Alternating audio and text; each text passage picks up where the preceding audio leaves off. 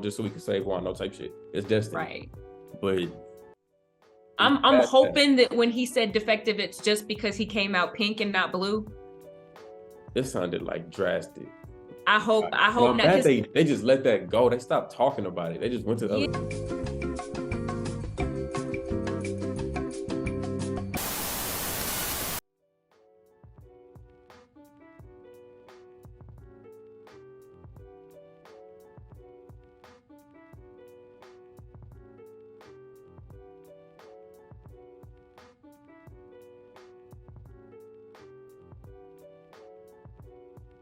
Thanks for having me. So ready to talk some anime. So ready to get back on this One Piece train, as if we didn't talk enough about it last time. Never can talk enough. It's 1067, and once again, Oda has blessed us all with his gracious golden pen. And first, before we get into anything, I really just want to talk about this cover art. Yeah. We got Caesar fighting Judge. What's your thoughts on that?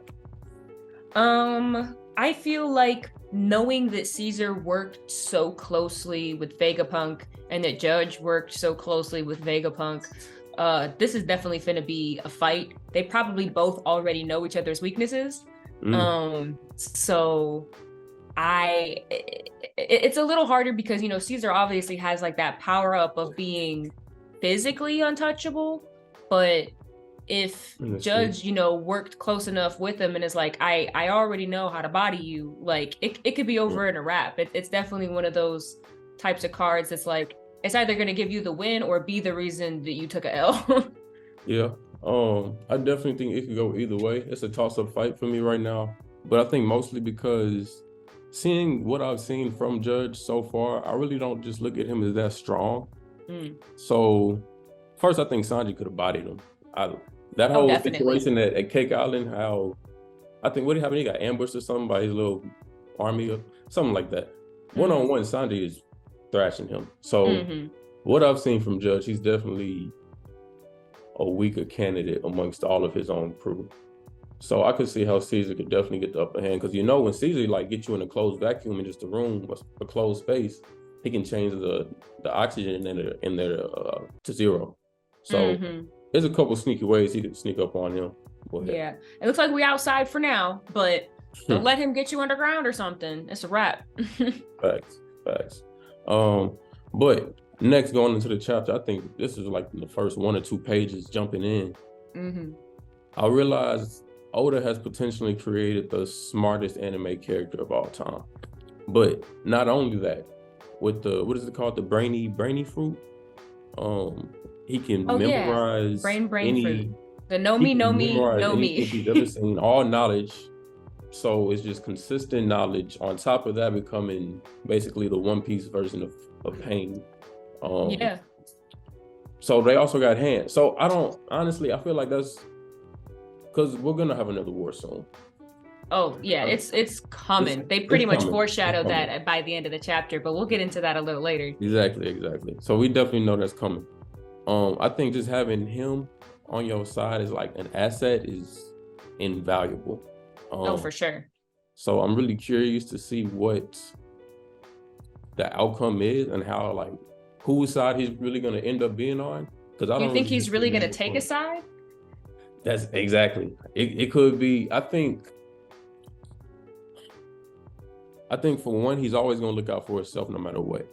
Oh, for sure. But I think in a certain situation, if one side is offering, you know, a certain amount of money, and he has like an idea that he wants to see to fruition, he'd side with them as like a means to an end, just to get what he wants. Because you know he a man for hire.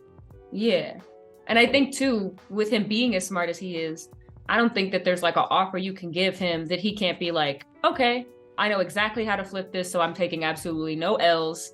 And that's pretty much, I think, what happened initially with the whole Ohara situation. He was like, yeah, I know you hired me to do this dastardly stuff, but I'm just gonna keep my mouth shut. I'm gonna let them move these books. I'm not gonna say anything.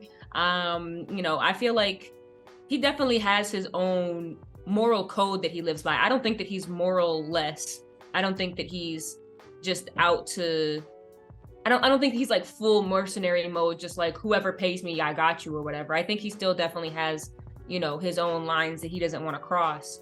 But I just think that he's also so intelligent that he knows how to take a deal that on the surface seems like it would be crossing that moral line and find a way to make it so it doesn't. Okay. So I'm glad you brought up morals, because how I'm looking at Vegapunk right now is I could see him long-term potentially becoming a real threat. I'm not really looking at Vegapunk 100% as a hero or aid to the protagonist on our side, because if you listen to his end goal for humanity and having everyone's subconsciousness linked together, which ultimately makes everyone Vegapunk. That's some supervillain shit. Yeah, almost. It reminds me of of Rick's girlfriend on Rick and Morty on that episode. Yeah, absolutely. So like, I see what he's saying for like the greater good of science and knowledge and humanity. But if you're taking away free will, and that's the other thing too. Is he really doing it for the greater good of science and humanity, or is he just a glutton for knowledge and he knows that at the end of the day there's always going to be people who knows things that he don't?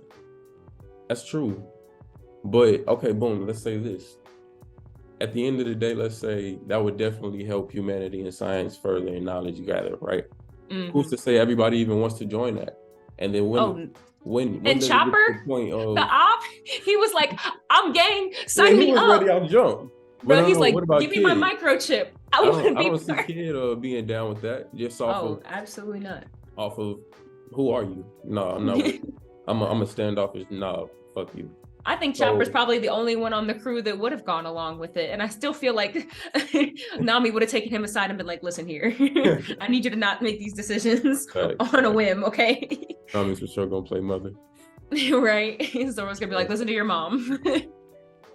But no, as they go into more detail talking about Vegapunk, how strong do you look at him as these 6 clones all like gather knowledge? Because every experience each clone is having, they bring it back the same day and accumulating all that knowledge together.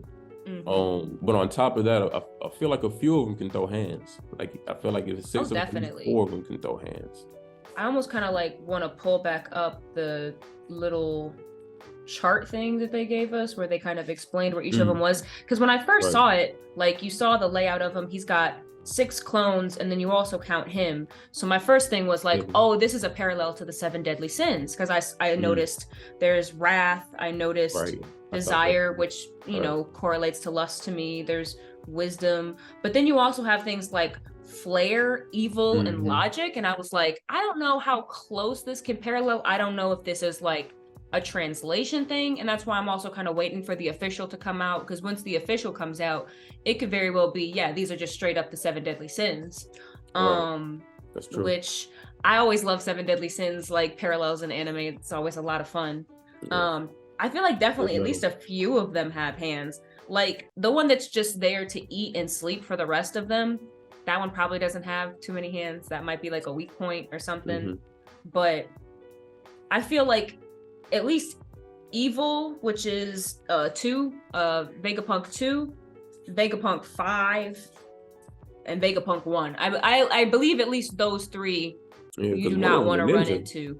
It's like the tiniest one is Wrath, and she looks like Uta a little bit. She's got purple eyes. She's got that red-white hair split. I don't know what that means, especially in context of the Seraphims, but we gonna find out. I thought it was interesting that, who was it? Evil, the one that was named Evil, the one that's with Luffy. Lilith. When Rob Lucci had pulled up, she was quick to just like give Luffy up and be like, oh well, they can just have him. I thought Evil would have been like, nah, let's go, fuck that, let's tell them come in, let's go take them. That's the part of Vegapunk that definitely just wants to take the money. Facts. Okay. Yeah. Because he divided himself up 6 different ways. It's giving Full Metal Alchemist a little bit. Definitely so. Do you think that what's her name, Blossom, is gonna end up killing Vegapunk by the end of the arc? Oh, Bonnie, that's right. I don't, low key. I think that they definitely, I think that foreshadowing of her trying to use a bug zapper on that man. But then also immediately switching over to, hey, Kuma's actually alive. Like, he's not all the way there just yet mentally, but he's alive and we're actively working on getting him there. I mean, I'm not saying that she not go try this man a few more times. I think that's for sure. Yeah. But Bonnie's probably gonna go with them. Vegapunk is like, get me off of this island. I don't want to be here. The feds are at the door. I gotta go. Yeah, exactly. Usopp shitting on himself. Right. I think they definitely, it's gonna be some cabin fever, some bumping elbows on the way to Elbaf, but I don't know. Maybe that's the rendezvous spot. Maybe that's where Kuma is in such a rush to get to. Maybe he knows. I don't know how he would know, but I can only assume that wherever he's going on his way is gonna somehow cross paths with Bonnie. Okay, that could make sense, because I feel like it would be somebody important to him or close to his proximity of, I got to dash right now, get out. I can't even talk to my friends right now. Exactly. It looked like he knows something. Like, he's definitely conscious. Oh, definitely. But speaking of people who got things going on, I feel like, is Momo about to see his last days? That worried me too. That worried me too. I said, what do you mean it's defective? And it's crazy because I remember in Punk Hazard, they had said it was defective. But when I heard defective, I just thought, oh, okay, if he eats it, it's gonna be a dud, or it's got a possibility of being a smiley fruit. And since it worked, I was like, okay, cool. Oh, it's like, it was defective, but it was 1% chance it worked on Momo just so we could save Wano type shit. It's destiny. Right. But I'm hoping that when he said defective, it's just because he came out pink and not blue. It sounded like drastic. I hope not. They just let that go. They stopped talking about it. They just went to the other shit. I feel like Oda definitely like sprinkled that in there, just like a pay attention to that, because I feel like he immediately covered it up with it's pink so that we would kind of go like, oh, okay, that's what he meant by defective. He's just a perfectionist artist. But I bet you, like, in the heat of battle, like chapters later, he's gonna run into some sort of issue that he just didn't expect to have happen, and we're gonna be like, Oda told us. Right. Way back when. Right. Damn, I'm really hoping that's the case. I really hope so, because how it looked to me, I was like, damn, is this the reason that Yamato's never gonna be able to travel the seas and be the true deity of Wano, because Momo's not gonna make it past the next war? I want to in my heart believe that Momo is not going to die, but I do believe that there's going to be a moment where he realizes that his devil fruit ain't everybody else's devil fruit. His is still 100% man-made, and that for sure. Maybe it'll be like an obstacle for character development for him. Maybe it'll be like, okay, I gotta overcome this in order to cement that I deserve to be the leader of Wano, because like, not only am I leading y'all, but I overcame some odds that might not seem overcomable. That's not a word. Right. But free my man's Yamato. Let him get out. Let him see the world. Even on Onigashima his whole life and wants nothing more than to be a pirate and go do that stuff. So if Yamato does get damned to Wano, I'm gonna be very upset. That would suck. Going into later part of the chapter, do you think that the power source from the Void Century has anything to do with Joy Boy's fruit? Because I think everything back then is like just it's all connected with Joy Boy's fruit. Like, it's gotta be. Yeah. I don't know if Joy Boy has an exact control over. I believe it's Uranus is the power source, I believe. Because we've got Neptune, which is Shirahoshi. We've got Pluton, which is the boat.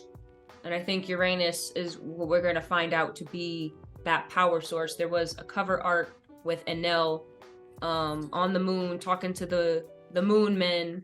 And you Right. could see Shirahoshi, you could see Pluton, and then you saw this giant orb thing in the sky. With it kind of also it almost reminded me of the thing that Enel has. It looked like drums, almost on like a circle. And I don't know if that's Oh, I his know what you're talking exact about. power source. It's probably not, because he's got a fruit that's the power source. But my brain was like, if this is something that you wear to help channel that electricity, which he also uses as a power source on his ship, then Uranus has to be a power source. It looks just like the thing that he uses to help control his electricity. So I'm thinking that's the other weapon. I'm thinking it's definitely a power source. I don't know if it's just commanding, these robots, or if it commands even more than that. And who knows what will jumpstart that power as well, because they said, this thing has been sitting here lying. We don't know what to do with it. Who's to say we come across Uranus that we even know how to use it or how to start it up? So maybe that could be like a Joy Boy thing. Maybe that's, Luffy having that Nika fruit, coming up to it and, I don't know, fist bumping it real quick, and it's like, oh, we doing this? Okay, I'm up. Yeah, because with Luffy's fruit, it's his imagination, so he could make the power source anything infinite. Low key. But wow, okay, no, honestly, I like that Uranus theory you're throwing out, because I never looked at it like that before. Because they don't really just talk too much about all of the weapons. They just like sprinkle them around just to make sure y'all paying attention to. Right. But I like that. I'm definitely looking forward to seeing when we're gonna get an answer on that. About how far do you think that war is away? I mean, it's close, and I think what's gonna happen is I think we're gonna have like some mini altercations before like the whole war pops off. Because in my mind, I think we're gonna go to Elbaf still. There's gonna probably be like a couple of people who are coming in to like start. I feel like the government's gonna play this like chess a little bit. Like they're gonna play some powerful pawns nonetheless, but still pawns before they throw in their whole infantry. They're gonna be like, let me test to see where you're at right now, new Yonko. What's your power looking like? We've heard that you took out Kaido, but we ain't seen you in action. All right. Right. So I think that there's definitely going to be some major scrapping that happens on Elbaf, but what I assume is going to happen is that the Straw Hats finna bring the fight to them.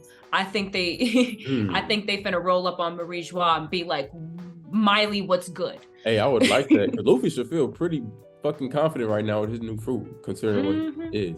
So I could definitely see that going down. But who I really want to stand out at Elbaf is still Usopp. Of course, he needs his moment. He definitely needs his moment. It's got to be now, especially at Elbaf. He can't go past that. And I think that, honestly, and this is a shot in the dark, but I'm hoping that when we get to Elbaf, we go more into detail about what exactly is special about Usopp's perception. Because I believe he has observation hockey, but I honestly think it's more depth than that. Like, I think it's past observation hockey. Especially if we take Film Red as canon. What was that link with Dad? Okay, yeah, okay, boom.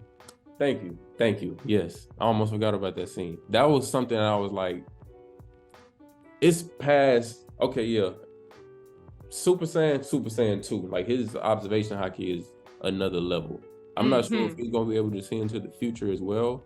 Ooh, but he might even have something like in the bloodline of his dad, because that seemed like some shit his dad knew was gonna like sync up and happen. Yeah, almost like he was like, I'm gonna leave, and then when you figure it out, come find me type. Right. Like every anime dad ever. When you figure it out, come find me. Exactly. So yeah, I'm definitely looking forward to seeing that at Elbaf, because that's gotta happen there. There's no excuses. Especially if we take this central intelligence thing, potentially. I feel like Usopp would 110% not want anything to do with that, but if he did, paired with, supreme observation hockey. That's a name too. That could be a threat. That's a name on it. Supreme observation hockey. Yeah, nothing less for the king of the pirates for a sniper. I like that. I'm saying, come on, Soge King. Speaking of the One Piece roster, the Straw Hats, we got Rob Lucci pulling up. End of the chapter. Tiger poppies. And it's a break next week too. And that is it? It is. But honestly, I saw this one coming because I was like, he's been blessing us for a little minute for like 3 or 4 weeks straight. So okay, that's cool. But one, I don't think Rob Lucci is about to catch up to them, or I don't think they're about to fight. Nah. I'm surprised he pulled up and they so close. But just looking at how they pulled up, I do think Rob Lucci got stronger. And I want to know how much stronger you think he got. And if he can hang with anybody in like the top echelon, the cream of the crop of the crew. Because when they pulled up, they looked pretty stiff. They looked like they all got pretty strong. They were DMX playing in the background, right? They dripped out like it's bleach. I'm fucking with the fit. Right. They said it's a funeral. It's not mine. I'm saying. So I don't know. I feel like there's definitely a cutoff because I know he can't hang with Luffy anymore. Not at all. I want to say Zoro's out the picture too, but I mean, I don't. Probably so. Probably, yeah. Thinking about like the pieces that he put on Kaido, I don't think he can hang. That's a great point too. So it's like really out of the next two, I believe Sanji and Jinbei, which one would he be able to get with? And that's the question too, because by the tiniest little bit, Jinbei's bounty is higher than Sanji now. So he got knocked out of the Demon 3. People are mad about that. But I mean, how do you go up against a man who was the captain of his own crew?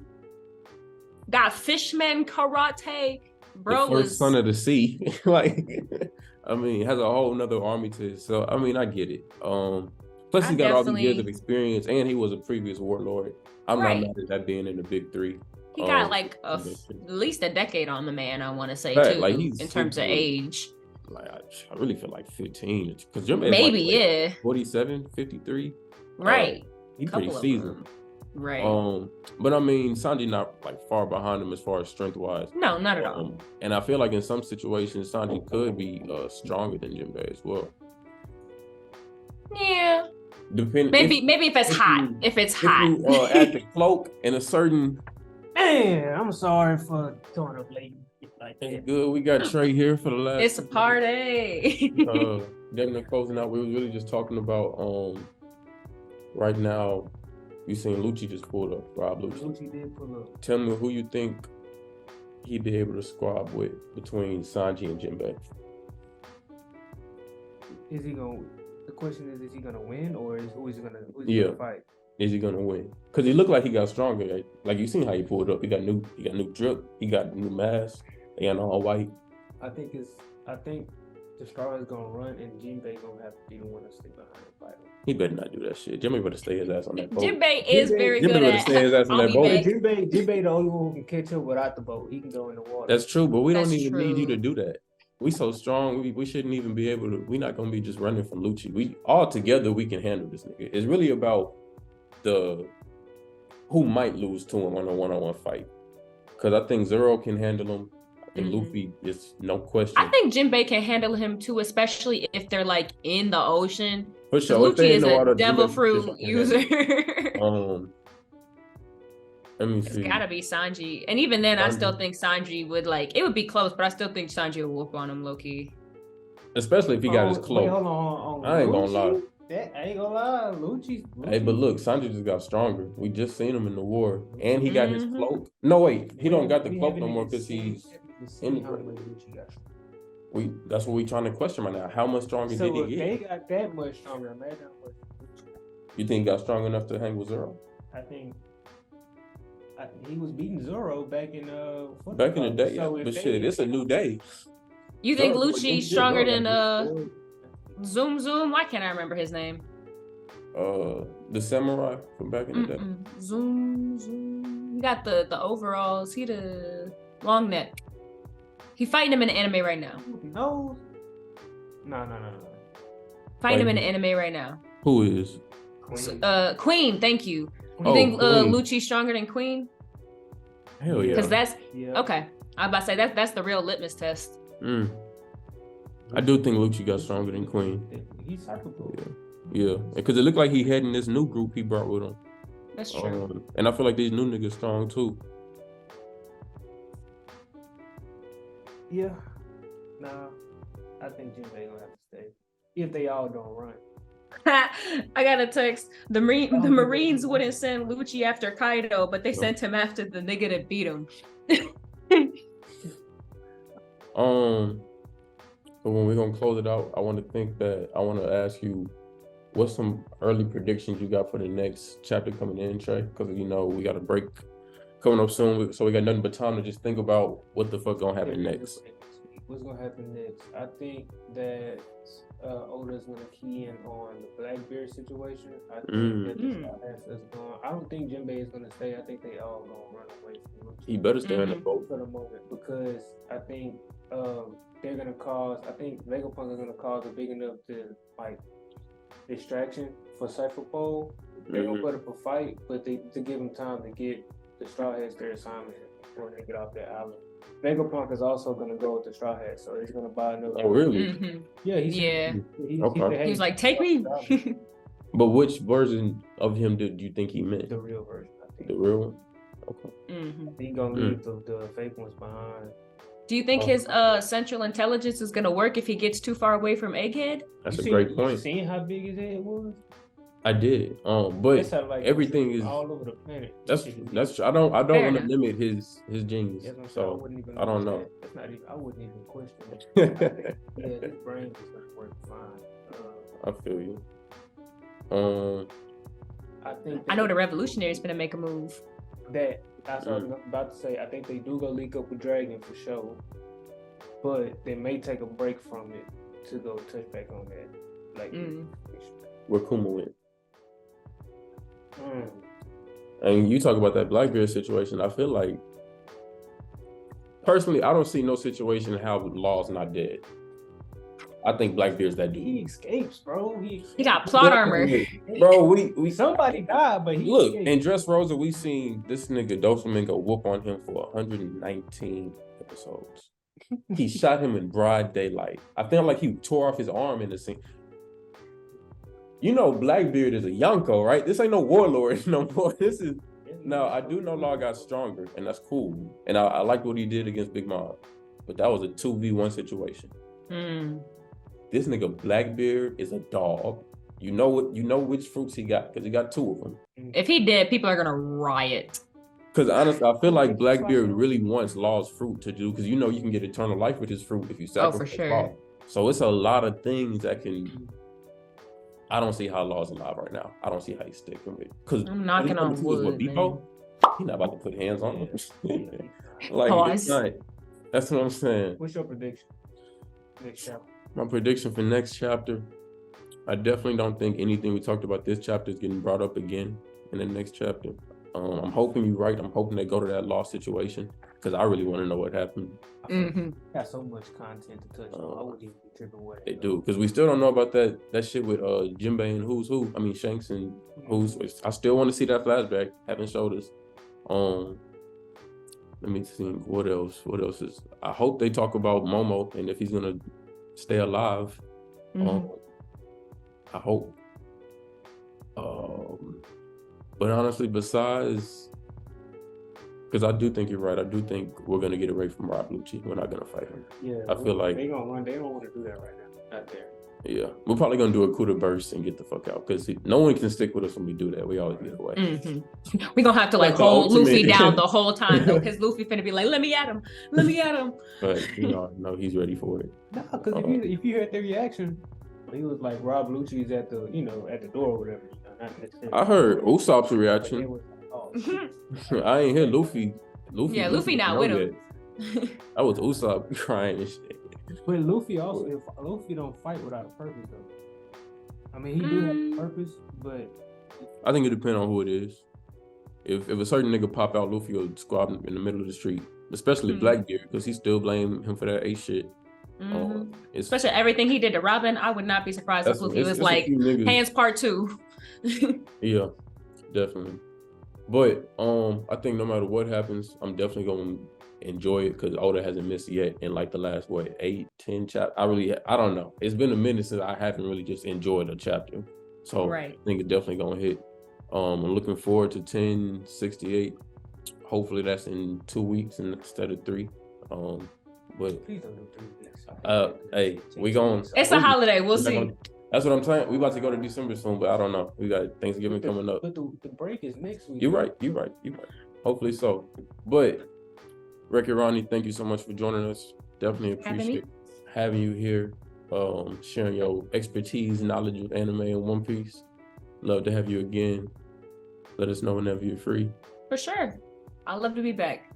Perfect. Until next time, peace. I got one more question for y'all. We only got 1.5 minutes left on the call. Talk to me.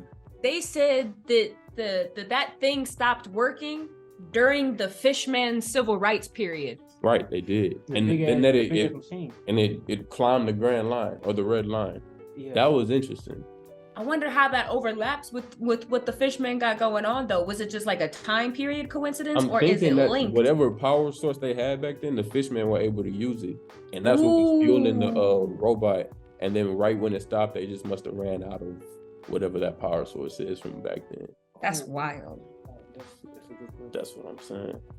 We think it got something to do with Joy versus Fruit, but we don't really just know. She said it could have something to do with Uranus. That's a pretty good perspective. Uranus? I think it's the power source. Yeah. The like Pluton, Neptune, satellite. But hey, till next time. Till next time. We out. Great perspectives all around. Great questions. Great theories. Damn, I forgot all about that part. All right. I was just venting, man.